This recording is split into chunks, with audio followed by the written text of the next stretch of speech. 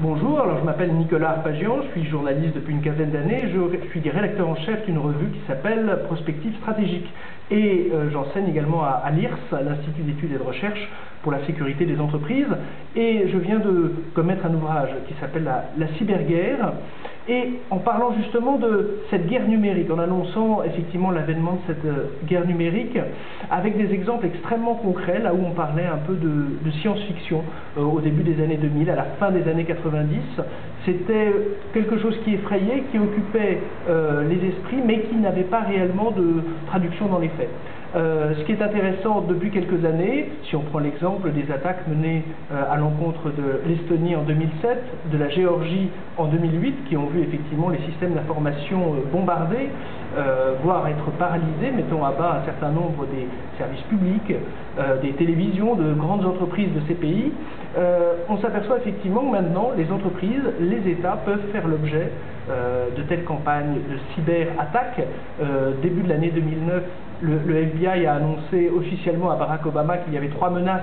qui guettaient les États-Unis. La première, les armes nucléaires, les armes de destruction massive, et ils ont inventé, les Américains sont très forts pour cela, un concept de cyberguédon, d'Armageddon, référence au livre de l'Apocalypse, cybernétique, et justement de faire que ça pourrait causer des dégâts considérables à l'administration et aux entreprises américaines, aux entreprises états-uniennes. Alors, qu'est-ce que ça change l'Internet, l'introduction de l'Internet dans les conflits? C'est une vraie disproportion de moyens financiers. Un petit peut attaquer un gros, on peut causer énormément de dommages avec quelques centaines, milliers d'euros.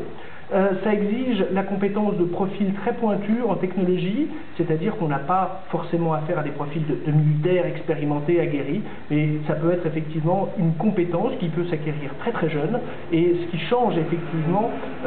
les profils des troupes et de ceux qui peuvent constituer des menaces. Et puis ça pose une question juridique avec des conflits de loi, des conflits de territoire, où là ce qui est légal dans un pays est formellement interdit dans l'autre, et effectivement des vrais enjeux géostratégiques qui peuvent circuler à la vitesse de la lumière. On peut effectivement s'inquiéter. Il y a quelques jours, au mois de janvier 2009, la Marine nationale, le système d'information de la Marine nationale français a été paralysé complètement par justement un virus informatique. Ça a donné l'idée effectivement de ce que pouvait représenter, même si il est encore difficile de dire si c'était l'objet d'une attaque concertée, mais en tout cas de se rendre compte, même dans des pays occidentaux développés, économiquement dotés de moyens,